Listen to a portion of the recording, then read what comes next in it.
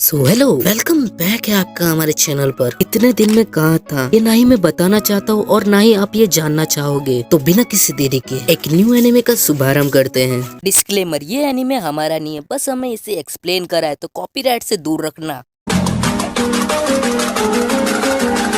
उचिहा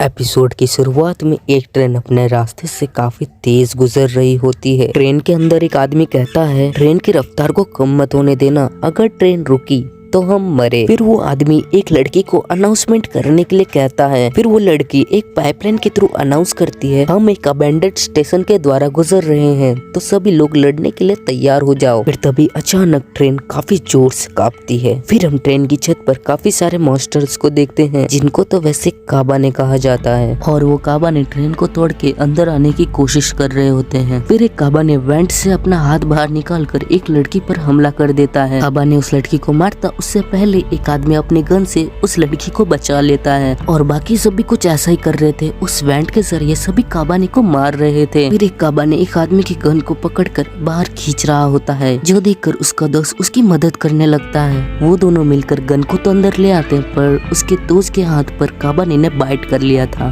फिर बाकी सभी लोग उसे सुसाइड बैग देकर सुसाइड करने के लिए फोर्स कर रहे थे। मत करो, तुम ऐसा कर सकते हो, तुम्हें अपनी जान लेनी ही पड़ेगी। फिर वो आदमी अपने आप को सुसाइड बैग से मार ही लेता है। फिर हमें बताया जाता है 20 साल पहले हिनोमोतो के लोग दीवारों के जरिए से बचते आ रहे हैं। फिर सीन यहाँ पे शिफ्ट होता है और हम एक लड़की को देखते हैं जो कि उठ रही होती है। फिर उसके पास वाला आदमी उसे कहता है, तुम चाहो तो अभी सो सकती हो, क्योंकि सिपाहियों ने उन्हें रोक लिया है। फिर वो लड़की बाहर देखते हुए कहती है, एक और स्टेशन पकड़ा गया। हमें दीवारों के बीच बना हुआ एक विलेज दिखाया जाता है, जहाँ पर एक लड़का भागते हुए जा रहा होता है अपने काम पर पहुंचकर उसका दोस्त उसे कहता है, ओए हीरो, तुम्हारे बाल अभी भी बिखरे हुए हैं। फिर हम इकुमा को देखते हैं, जो कि ट्रेन रिपेयर करने का काम करता है। फिर हम इकुमा को अपने दोस्त के साथ बात करते हुए देखते हैं। इकुमा कहता है उसका प्रेशर काफी ज्यादा होना चाहिए। फिर उसका दोस्त कहता है, तुम नॉर्मल लीड शॉट्स का यूज क्यों नहीं करते। फिर इकुमा कहता है, फिर वो नाइट के स्टीम गन से क्या ही अलग होगी, वो काबाने के दिल को छूकर आगे नहीं जाएगी, और इसीलिए हमें जैक बुलेट चाहिए, और वो भी काफी ताकत के साथ। फिर इकुमा का दोस्त उसे एक सजेशन देता है, जो सुनकर इकुमा कहता है, मैं इसे घर जाकर वापस ट्राई करूंगा, और वो घर भी जाने लगता है। फिर हम वहाँ पर युमागुमा फैमिली की लेडी यई में आई होती है। युमागुमा फैमिली वहाँ की हेड फैमिली थी, जिस तरीके से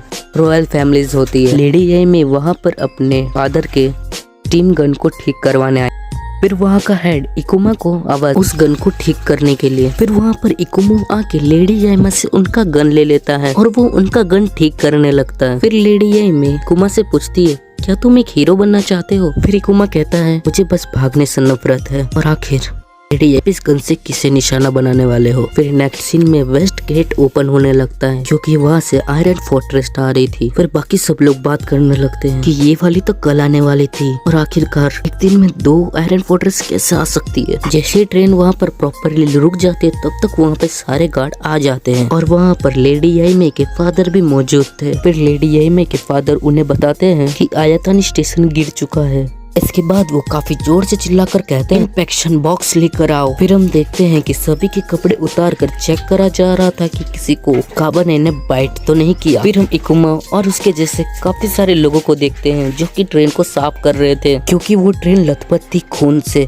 और लड़ाई के निशानों से। फिर जब इकुमा ट्रेन के टायर साफ कर रहा होता है, तब उसे काबाने का हार्ट मिलता है, तो वो उसे अपने बैग में रख लेता है, कहते हुए कि ये रिसर्च में काम आएगा। फिर हम उसी लड़की को देखते हैं, जो कि खिलौने के साथ खेलते हुए जा रही। फिर एक गार्ड उस लड़की को रोकते हुए कहता है, हे लड़की, तुम्हें भी अपना इंस्पेक्शन करवाना पड़ेगा। फिर वो लड़की अपने खिलौने को काफी जोर से घुमाते हुए उसकी बेइज्जती करते हुए कहती है, सिर्फ एक बेवकूफी एक किताब को उसके पन्ने से जज करता है, ऐसा मेरे बड़े भैया कहा करते थे। फिर वहाँ पर लेडी याइमे और उनके फादर आ जाते हैं। फिर लेडी याइमे के फादर उस गार्ड से कहते हैं, ये हमारी मेहमान है, और उस लड़की के साथ एक प्रीस्ट भी आया होता है। फिर वो दोनों लेडी याइमे के फादर के साथ जाने लगते हैं। तभी वहाँ पर एक आदमी जिसको चोट लगी हुई थी, वो वहाँ से भाग रहा होता है, और सभी गार्ड भी उसे पकड़ने लगते हैं, ये सोचकर कि उसे काबाने ने काटा है। फिर सभी गार्ड उस पर गोलियां चलाने लगते हैं। जैसे ही वो आदमी गिर जाता है तभी सारे गार्ड आकर उसे घेर लेते हैं। फिर उन गार्ड के बीच में इकुमा आ जाता है। फिर इकुमा उन गार्ड से कहता है, तुम बुज़दिल, क्या ये तुम्हारा रूल नहीं है कि तुम उन्हें 3 दिन जेल में रखकर चेक करो? पर सभी गार्ड इकुमा को मारने लगते हैं और एक गार्ड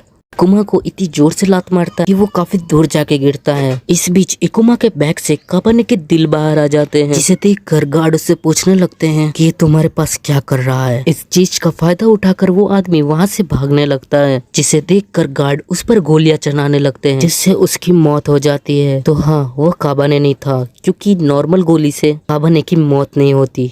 फिर इकुमा के पास लेडी येमे के फादर आकर कहते हैं, तुम अपनी लाइफ इसीलिए एंजॉय कर पाते हो क्योंकि एक गार्ड तुम्हें हमेशा प्रोटेक्ट कर रहा होता है। फिर लेडी येमे के फादर के पास आकर इकुमा कहता है, मैं भी लड़ूंगा, मेरे पास जो चीज है वो बस बनने ही वाली है। पर उनका गार्ड इकुमा को बंदूक से मारकर बेहोश कर देता है और उसे जेल में भिजवा दिया जाता है, क्योंकि उन्हें शक था कि ये काबाने हो सकता है। फिर सीन यहाँ पे शिफ्ट होता है और हम प्रीस्ट और लेडी येमे के फादर को देखते हैं। तो मैं लेडी येमे के फादर का नाम बताना भूल गया था, तो उनका नाम है केंशियो। तो केंशियो और प्रीस्ट मिलकर कुछ इम्पोर्टेंट बात डिस्कस कर रहे होते हैं। उन्हीं के बीच में वो लड़की काफी बोर हो रही होती है, इसीलिए वो वहाँ से निकल जाती है। फिर हम लेडी येमे को देखते हैं जो कि तीर कमान की प्रैक्टिस कर रही होती है। तब फिर लेडी येमे उस लड़की को वहाँ पर नोटिस करती है। फिर वो लड़की लेडी येमे को चुप रहने का साइन देकर वहाँ से निकल जाती है। फिर हमें इकुमा को दिखाया जाता है जो कि जेल में बंद था। फिर वो लड़की इकुमा के पास आके कहती है, ओह तुम तो वो बॉडी इकट्ठा करने वाले हो ना। फिर वो लड़की इकुमे को अपना नाम मुंह में बताती है और वो ये भी बताती कि ये नाम उसे उसके बड़े भाई ने दिया है। फिर वो कहती, वैसे तुम्हें पता है जिस आदमी को गोली मारी गई थी वो कोई काबाने नहीं था। फिर इकुमा कहता है, मुझे इस बारे में पता नहीं था, पर मैं इस चीज को अनदेखा नहीं कर सकता। फिर मुंह में कहती है, डरना एक आम बात है, डर में इंसान उस हर चीज को मार सकता है जिससे उससे खतरा हो। फिर इकुमा कहता है, डर के मारे हमें हमारी इंसानियत खोनी पड़े तो मैं इस चीज को एक्सेप्ट नहीं कर सकता। फिर सीन शिफ्ट होता है और हम ताकुमी को देखते हैं जो कि इकुमा के लिए कह रहा होता है वो कितना बड़ा बेवकूफ है। फिर वो लड़की जो कि सबको सूप बांट रही होती है, जिसका कि नाम काजी का होता है, वो कहती है जो भी उसने करा वो हम नहीं कर सकते। फिर ताकामी कहता है तभी तो वो एक बेवकूफ है। फिर सीन शिफ्ट होता है और हम 2 गार्ड को देखते हैं जो कि ट्रेन के आने जाने का ध्यान रखते हैं। फिर उन दोनों को ट्रेन आते हुए दिखाई देती है, इसलिए वो ट्रेन के ट्रैक्स को खोल देते हैं। फिर वो देखते हैं कि ट्रेन काफी तेज आ रही होती है। फिर ट्रेन के नजदीक पहुंचने के बाद वो नोटिस करते हैं कि ट्रेन पर तो काबाने हैं। फिर वो लोग डर के मारे ट्रेन के ट्रैक को वापस से बंद करने की कोशिश कर रहे होते हैं, पर वो सही टाइम पर ट्रेन के ट्रैक को बंद नहीं कर पाते हैं, जिस वजह से वो ट्रेन पटरी से उतरकर अनबैलेंस हो दीवारें तोड़कर अंदर गिर जाते हैं और एक बड़ा सा धमाका होता है। और अब वो सब काबाने विलेज के अंदर आ चुके थे और वहाँ पर इकट्ठे हुए गार्ड उन काबाने पर शूट करने लगते हैं, पर उस चीज का काबाने पर कुछ ज्यादा असर नहीं हो रहा था। फिर वो सब काबाने उन गार्ड को मार देते हैं। फिर तभी वहाँ पर अलार्म बजता है कि काबाने अंदर आ चुके हैं। फिर हम इकुमा को देखते हैं जो कि एक सुई के जरिए एक ताला खोल रहा होता है जिसमें वो बंद था, और वो उसी रास्ते की तरफ भागते हुए जा रहा था जहाँ से सभी लोग भागते हुए आ रहे थे, और कह रहा होता है कि मुझे अपनी पियर्सिंग कैंडल लानी पड़ेगी। और अब उस जगह पर काबाने फैल चुके थे और हमें मुमे और उनके प्रीस्ट को उसी रास्ते से जाते हुए दिखाई देते हैं। फिर प्रीस्ट मुमे को कहता है उन लोगों ने वेस्ट गेट को तोड़ दिया है तो हमें जल्दी से आयरन फोर्ट्रेस के पास पहुंचना होगा। फिर हम लेडी येमे और उनके फादर को देखते हैं। तब लेडी येमे कहती है कि आप इस जगह को छोड़कर जा रहे हो। फिर वो कहते हैं नहीं, जब आयरन फोर्ट्रेस तब मैं सबको सिग्नल दे दूंगा और जब वो सिग्नल दिखे तो तुम सभी लोग वहाँ पर आ जाना। यह कहकर वो वहाँ से चला जाता है। फिर हम फिर से इकुमा को देखते हैं जो कि भागे भागे जा रहा है अपने लैब की तरफ। फिर वो भागते भागते अपना हाथ काटते हुए कहता है काबाने खून का पीछा करते हैं, और वो अपना खून बहाते बहाते लैब की तरफ भागने लगता है। फिर हम सभी सोल्जर्स को देखते हैं जो कि सभी लोगों को बिना चेक करे आयरन फोर्ट्रेस के अंदर नहीं जाने दे रहे थे। फिर हम एक काबाने को देखते हैं जो कि इकुमा के खून का पीछा करते हुए उसकी लैब की तरफ पहुंच रहा होता है। फिर इकुमा उस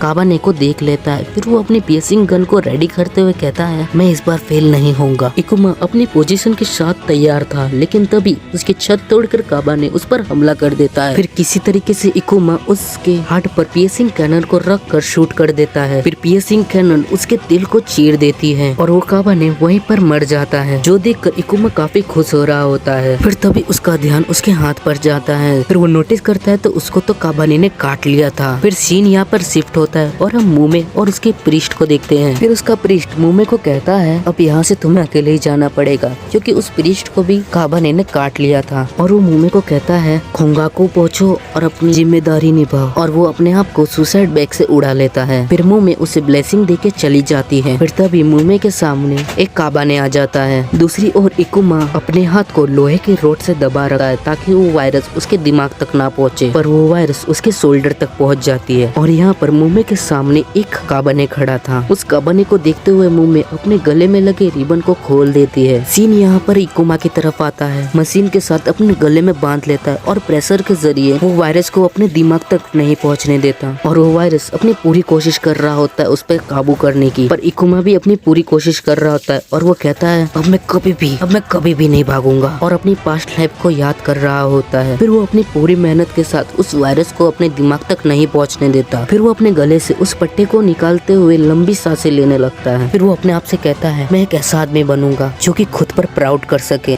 सीन यहाँ पर वापस मुमे पे आता है। फिर वो काबाने मुमे की तरफ काफी तेज आ रहा होता है। फिर मुमे अपनी अटैक पोजीशन में आकर फिर वो सीधा अपना लात घुमाकर उसके सिर में मारकर उसका सर धड़ से अलग कर देती है। फिर हम उसकी सैंडल को देखते हैं जो कि वहाँ पर फंस चुकी थी। और इसी के साथ ये एपिसोड यहाँ पर खत्म होता है। 君の中にある赤と青き線もそれらが結ばれる